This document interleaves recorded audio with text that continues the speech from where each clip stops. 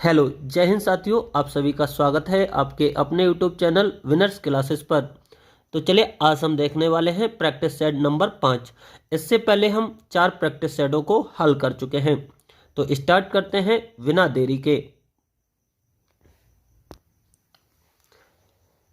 आज का पहला प्रश्न है, एक व्यक्ति अपने कार्यालय के लिए उत्तर दिशा की ओर चलता है। वह बाईं ओर घूमा और फिर दाईं ओर घूमा और फिर दाईं ओर घूमा। अब वह किस दिशा की ओर जा रहा है? आपको देखिए यहाँ पर दिशाएं दी गई थी और जो फाइनली आंसर पूछा है वह भी दिशा को लेकर पूछा है। तो इसमें आपको चित्र बनाने की बिल्कुल भी आवश्यकता नहीं है। जो मैं ट्रिक दे रहा हूँ वही आपको लगाना है। आप देखिए व्यक्ति राइट और लेफ्ट कितनी बार घूमा है। तो पहली बार लेफ्ट घूमा है यानी एल। फिर क्या घूमा है, फिर से वह राइट घूमा, फिर से राइट घूमा, यानी एक बार लेफ्ट और 2 बार राइट। इसका मतलब देखिए राइट से लेफ्ट कैंसिल हो जाता है। क्यों? मान लीजिए आप उत्तर दिशा में जा रहे थे और एक बार आप किधर घूम गए, लेफ्ट घूम गए, और फिर एक बार राइट घूम गए। तो देखिए जिस दिशा में आप जा रहे थे उसी दिशा में जा रहे होंगे। इसका मतलब एक बार राइट घूम जाओ, एक बार लेफ्ट, वो क्या होता है, राइट लेफ्ट से कैंसिल हो जाता है, अर्थात जिस डायरेक्शन में आप थे उसी में जा रहे होंगे। अब यहाँ पर एक लेफ्ट लिया था, एक राइट, तो राइट से लेफ्ट कैंसिल हो गया, बचा क्या है, एक राइट। अब व्यक्ति उत्तर में जा रहा था और उत्तर में जा रहा था, उसने एक अगर राइट लिया तो किधर जाएगा मुझे बताइए, इधर पहले जा रहा था और एक राइट बचा है, इसलिए उसने एक राइट ले लिया तो किधर जाएगा। आप कहेंगे ये पूर्व डायरेक्शन है। कौन सी दिशा है? पूर्व की दिशा, अर्थात तो ऑप्शन नंबर सी इसका क्या होगा, राइट आंसर होगा। उम्मीद करते हैं आपको समझ में आया होगा। अगला प्रश्न है, ये बहुत आसान प्रश्न होता है। यहाँ पर दिया गया है, निम्नलिखित संख्या अनुक्रम में ऐसे कितने जीरो हैं जिनके बाद में सम संख्या और पहले विषम संख्या। आपको ऐसे जीरो देखना है जिनके पहले क्या हो, पहले विषम यानी ऑड नंबर हो और बाद में एक कैसा हो, इवन नंबर हो। तो पहला हमने जीरो देखा, तो इसमें बताइए पहले कैसा नंबर है, ऑड नंबर, बिल्कुल विषम संख्या। बाद में कैसी संख्या, एक सम संख्या। तो एक तो हमें यहां से मिल जाएगा।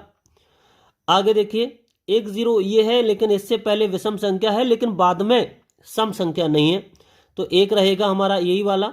दूसरा ये नहीं लेंगे हम, क्यों नहीं लेंगे बता दिया, क्योंकि पहले विषम है लेकिन बाद में सम नहीं है। अगला जीरो पहले सम आ गई तो ये भी नहीं लेंगे, जबकि प्रश्न कहता है पहले विषम होनी चाहिए।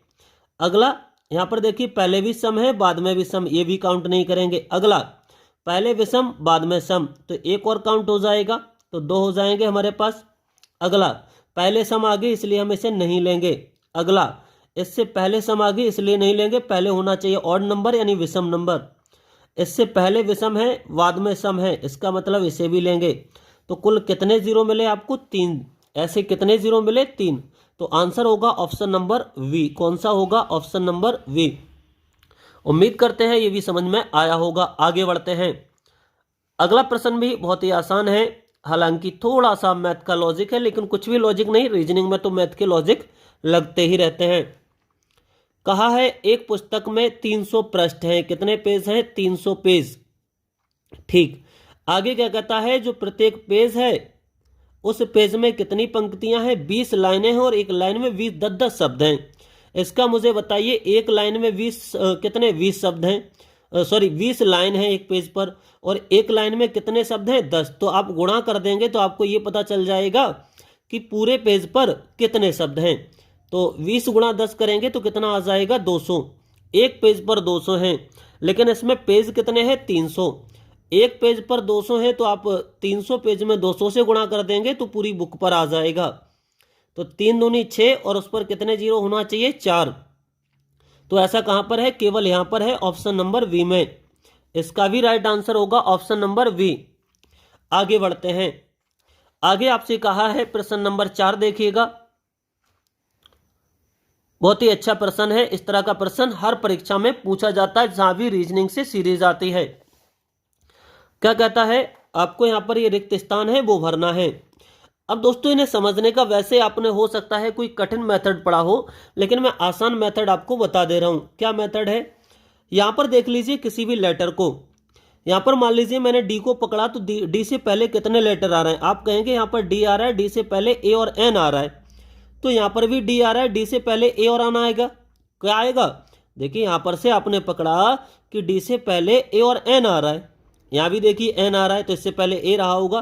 तो यहाँ से हमें क्लियर हो गया कि डी से पहले ए एन आ रहा है, इसका मतलब इस डी से पहले ए एन आएगा, और ए एन आएगा तो स्टार्टिंग जो भी ऑप्शन होगा उसके स्टार्टिंग में ए एन होना चाहिए। और कितने ऑप्शन में ए एन है? आप कहेंगे केवल सी में, इसलिए इसका राइट आंसर क्या होगा? सी होगा। उम्मीद करते हैं आपने इसे 10 या 5 सेकंड में बहुत आसानी से कर दिया होगा। आगे बढ़ेंगे प्रश्न नंबर 5 पर। तो प्रश्न नंबर 5 में क्या कहा है? आपसे कहा है नीचे दिए गए विकल्पों में से कौन सा निम्नलिखित शब्दों का सार्थक क्रम होगा। तो कौन कौन से शब्द दिए हैं? आपको इन्हें एक ऑर्डर में लगाना है, सीक्वेंस में लगाना है। कैसे? महासागर, तालाब, नदी, समुद्र। नदी और समुद्र। देखिए अगर आप स्टार्टिंग से नहीं समझ पाते, तालाब सबसे छोटी इकाई होती है। तालाब क्या होती है? सबसे छोटी इकाई होती है तालाब, और उससे बड़ी होती है नदी, और उससे बड़ी होती है क्या? समुद्र, यानी 4, और उससे बड़ा होता है महासागर। सॉरी दोस्तों, यहाँ पर ये मिस्टेक हो गई। मैंने बताया पहला तालाब, फिर नदी, नदी का मतलब 3, फिर आता है समुद्र, और फिर क्या आता है? महासागर। यानी इन्हें मैंने बढ़ते क्रम में लिख दिया तो एक ऑर्डर बन गया। कैसा क्रम? बढ़ता क्रम। यानी सबसे छोटा तालाब होता है, तालाब से बड़ी नदी होती है, और नदी से बड़ा होता है समुद्र, और समुद्र से बड़ा होता है महासागर। तो इन्हें ऑर्डर में रखेंगे तो 2 3 4 1, 2 3 4 1 ऑप्शन नंबर कौन सा है दोस्तों? वी है।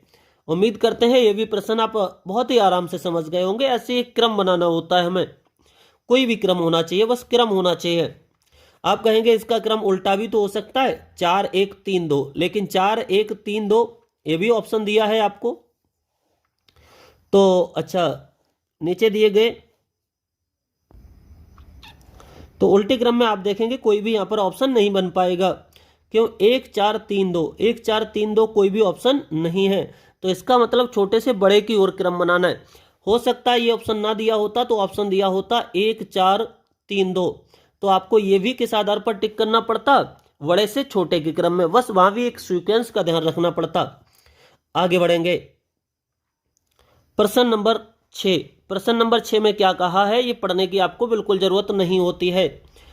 आपको देखना है, ये अगर पढ़ेंगे तो आप समय बर्बाद कर रहे हैं। ये मान लीजिए आपसे कहा है वलय यानी बाली किस में पहनी जाती है? तो पहनने का स्थान है। बाली कानों में पहनने का एक आभूषण है। उसी प्रकार से बताइए, आभूषण था वो इधर लिखा था, फिर जिसमें पहना जाता है वो इधर लिखा था। तो ऐसे ही कलाई में क्या पहना जाता है वो यहाँ पर आपको बताना है। तो कलाई में आप सभी जानते हैं, ना तो कोई चैन पहनेगा, ना झुमका पहनेगा, ना रिबन पहनेगा। पहनेगा क्या? चूड़ा, या फिर हाथ में पहना जाता है जो कड़ा। क्या पहना जाएगा? कड़ा। तो आंसर हो जाएगा ऑप्शन नंबर सी। 6 नंबर का क्या होगा? कड़ा यानी चूड़ा। आगे बढ़ते हैं। 7वां क्या दिया है? तो 7वां आपसे कहा है पुत्र, भतीजा है और पुत्री कौन होगी। यानी यहां पर आपको रिलेशन निकालना है। पुत्र है वो भतीजा, तो किसका पुत्र? भाई का पुत्र है वो भतीजा होता है। बिल्कुल सही। तो भाई की जो पुत्री होगी वो क्या कहलाएगी? आप कहेंगे भतीजी। क्या कहलाएगी? भतीजी। उम्मीद करते हैं समझ गए होंगे। ये प्रश्न वो है जहां से हमें टाइम बचाना होता है। आगे बढ़ेंगे इसी तरह से। फिर से सेम प्रश्न है, बस यहां पर थोड़ा सा किसका यूज किया है? कोडिंग डिकोडिंग का। देखिए ई के बाद एफ आ रहा है, एफ के बाद जी आ रहा है, जी के बाद में एच आना चाहिए, आई आ रहा है, जे आ रहा है, के आ रहा है, एल आना चाहिए, एल गायब है। ठीक है, एम एन ओ, तो आप एक लेटर यहां पर गायब कर दीजिए। ओ के बाद में क्या? पी आना चाहिए, पी गायब कर दीजिए। तो अगला हो जाएगा क्यू आर एस। और क्यू आर एस कौन सा ऑप्शन है? हमारा ऑप्शन नंबर सी। पेपर में इतना ही समय लिया जाता है, फिर से आप समझ लीजिए। आपने देखा ई एफ जी लगातार क्रम है, जी के बाद एच आना चाहिए, गायब कर दिया, फिर लिख दिया आई जे के। तो ऐसे यहां पर देखिए एम एन ओ, पी आना चाहिए, लेकिन यहां पर एक गायब किया था एच, इसीलिए आप भी एक गायब कर देंगे पी। तो कहां से स्टार्ट हो जाएगा? Q R S. कौन सा ऑप्शन? C option. समझ गए आप? आगे बढ़ेंगे प्रश्न नंबर 9 पर। यहां पर देख लीजिए क्या कहा है। ये ऑप्शन आपको प्रश्न आपको करके बताना है। ये प्रश्न आपको करके बताना है। कैसे बनेगा? मुझे लगता है ये प्रश्न आप आसानी से बना लेंगे, प्रश्न नंबर 9। और इसका लॉजिक अगर आप नहीं बना पाएंगे तो कमेंट जरूर करेंगे, मैं उसमें पिन कर दूंगा इसे, आपको कमेंट जरूर करना है। तो 9 नंबर मैंने आपके लिए छोड़ दिया। 10 से 13 नंबर थोड़े से ऊपर चलते हैं।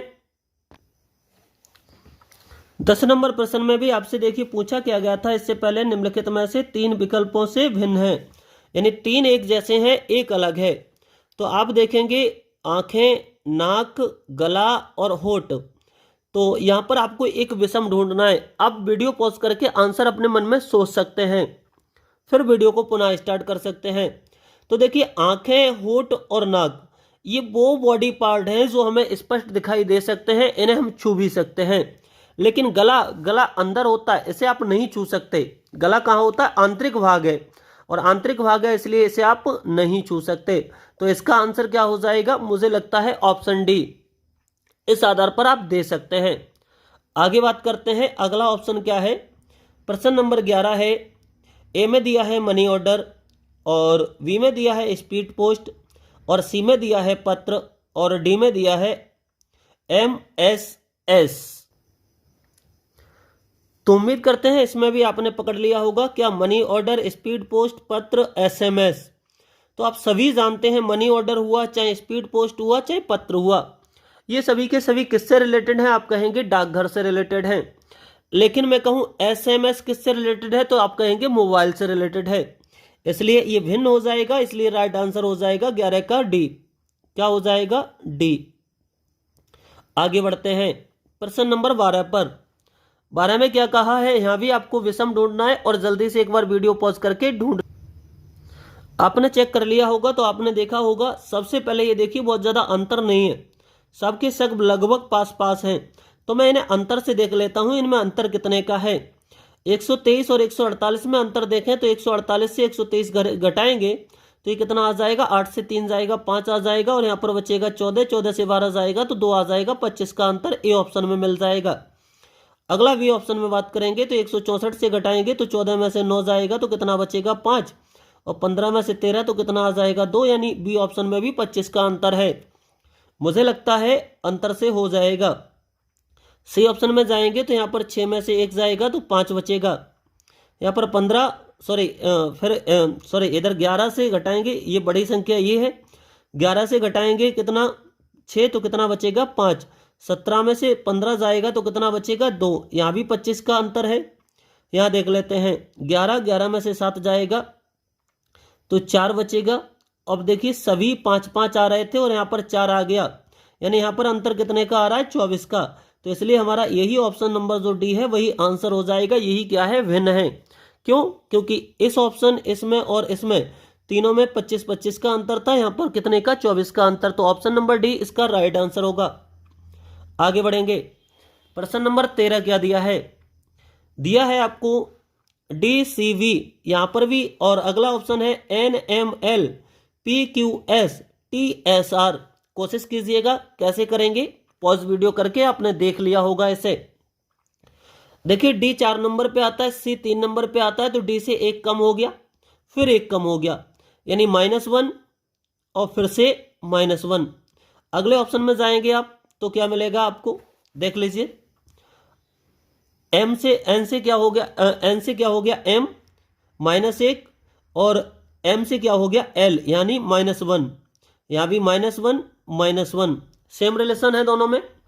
अगला P से क्या हो गया? Q। यहाँ पर दोस्तों देखिए यहाँ पर 1 बढ़ गया, और अगले में Q से क्या हो गया? S, +2 हो गया। जबकि लास्ट ऑप्शन और चेक कर लेते हैं, इसमें क्या है? T से S -1, और S से R -1। ऑप्शन ए, बी और डी तीनों में क्या हो रहा है? 1 1 माइनस हो रहा है, जबकि इसमें क्या हो रहा है? 1 + 2 +। तो ऑप्शन नंबर सी हमारा है वो क्या है? अलग है बिल्कुल ही। तो उम्मीद करते हैं प्रश्न नंबर 13 भी आप समझ गए होंगे। प्रश्न नंबर 14 पर चलते हैं, और प्रश्न नंबर 14 है वो आपका किसका है? कथन निष्कर्ष का। तो इतनी भाषा अगर आप पढ़ रहे हैं तो समझ लीजिए आप परीक्षा में पीछे जा रहे हैं। आपको डायरेक्ट कथन पकड़ना है और कथन से आपको निष्कर्ष निकालना है। तो कथन क्या दिया है देखिएगा। कथन आपको दिया है, सभी जानवर कुत्ते हैं, जितने भी जानवर हैं, एनिमल्स हैं, वो क्या हैं? कुत्ते, यानी डॉग हैं। ठीक है, ये हमने कुत्ते का ले लिया। जानवर हमने किसके अंदर कर दिए, कुत्ते के, क्योंकि ऐसा ही कहा था जितने भी जानवर हैं वो क्या है, कुत्ते। बिल्कुल। आगे क्या कहता है, सभी कुत्ते पक्षी हैं। अब जितने भी कुत्ते हैं वो क्या, कौन है, पक्षी हैं, तो मैंने इन्हें पक्षी के अंदर ले लिया। अब निष्कर्ष क्या निकलता है ये देख लीजिए। पहला निष्कर्ष क्या कहता है, तो पहला निष्कर्ष कहता है सभी जानवर पक्षी हैं। जानवर ये रहे और ये पक्षी रहे। दोस्तों अगर आपने हमसे कभी नहीं पढ़ा है तो मैं आपको समझा देता हूं। जब भी इस तरह का आपका वेन डायग्राम बन जाए और अंदर से बाहर की ओर आप निकले तो सभी का रिलेशन बिल्कुल सही होता है। मैंने क्या कहा, जब भी वेन डायग्राम आपके पास है और आप अंदर से बाहर की ओर आ रहे हैं तो आपका सभी का रिलेशन क्या होता है दोस्तों, सही होता है। तो पहला रिलेशन यही है, सभी जानवर पक्षी, जानवर से पक्षी की ओर आ रहे हैं बाहर की ओर, तो पहला रिलेशन सही है। आगे बात करते हैं, सेकंड क्या कहता है, सभी पक्षी जानवर हैं।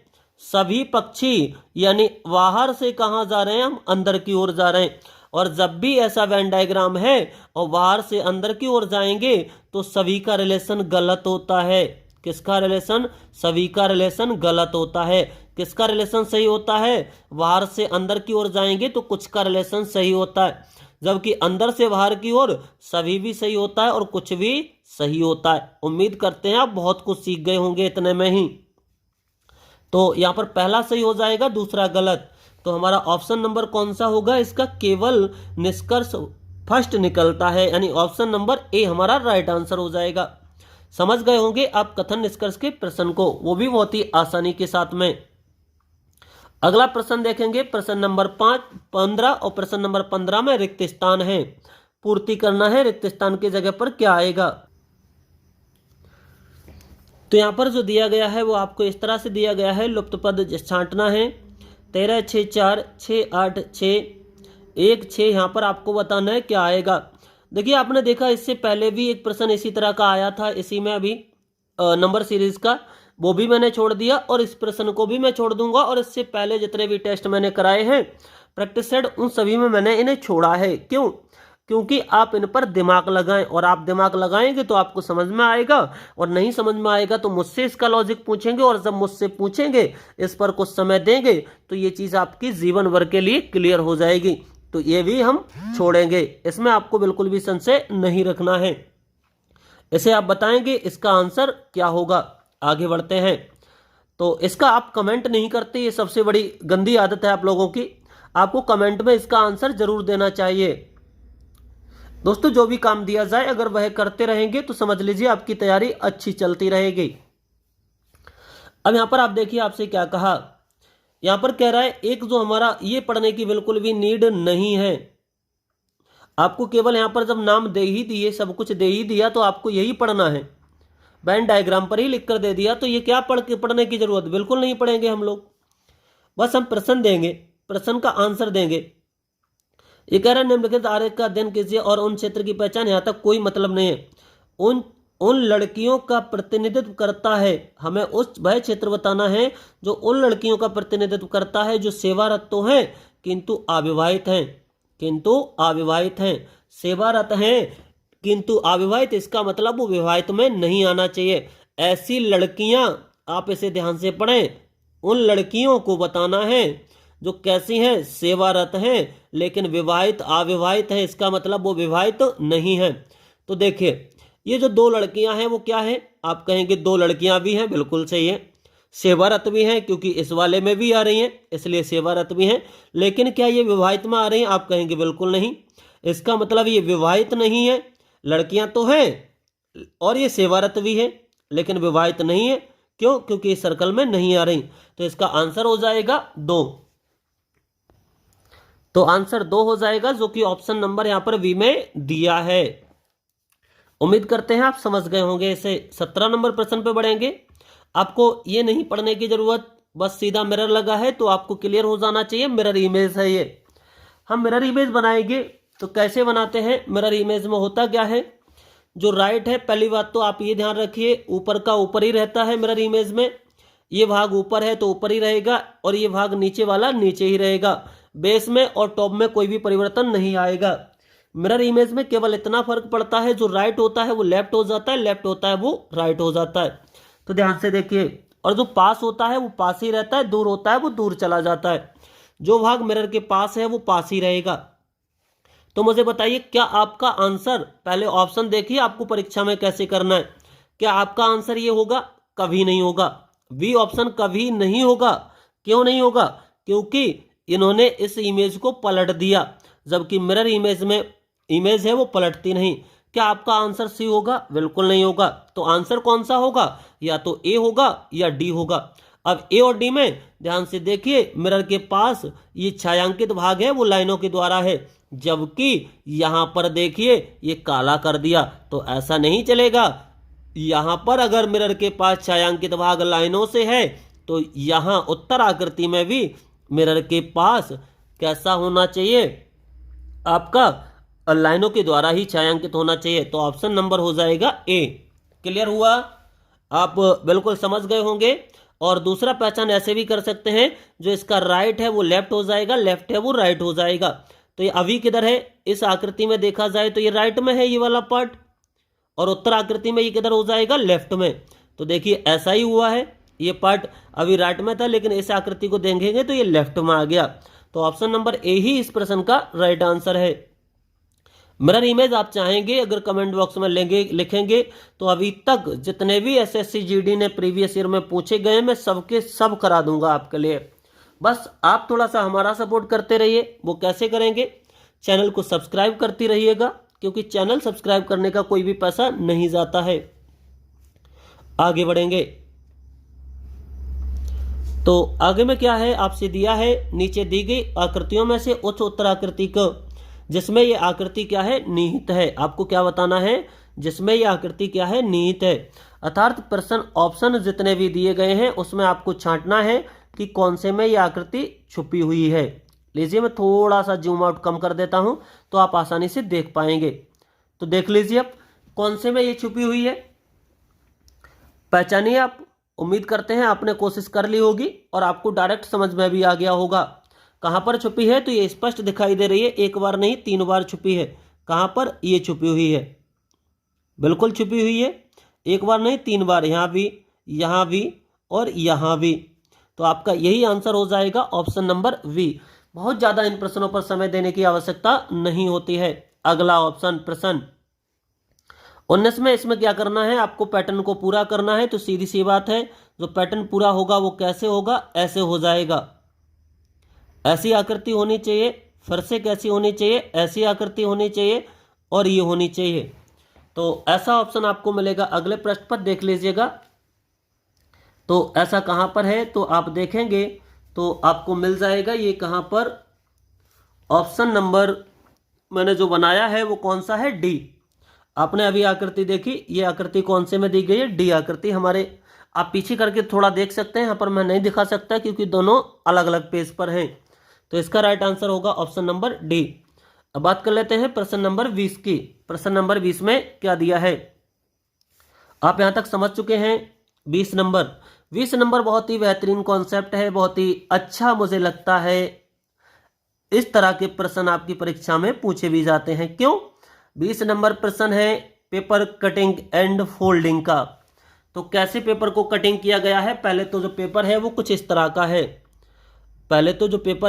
इस तरह का है, ये चौकोर नहीं है। अब इसे पहले यहां से फोल्ड किया गया और इससे फोल्ड करके यहां ला दिया गया।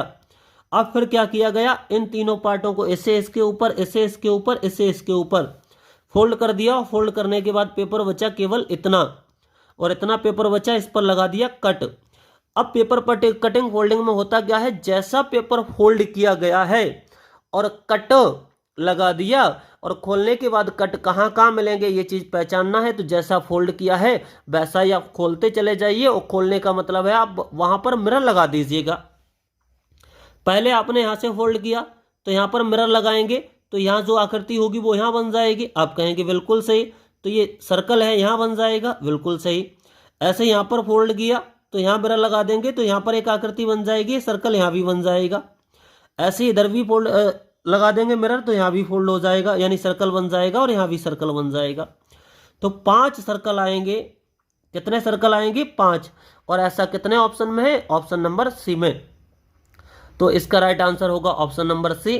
उम्मीद करते हैं आज का वीडियो आपको बेहतरीन लगा होगा। और ये जो प्रैक्टिस सेट है इसमें जो प्रश्नों का लेवल है वो केवल आपकी एसएससी जीडी के हिसाब से बिल्कुल मेंटेन करके दिया गया है।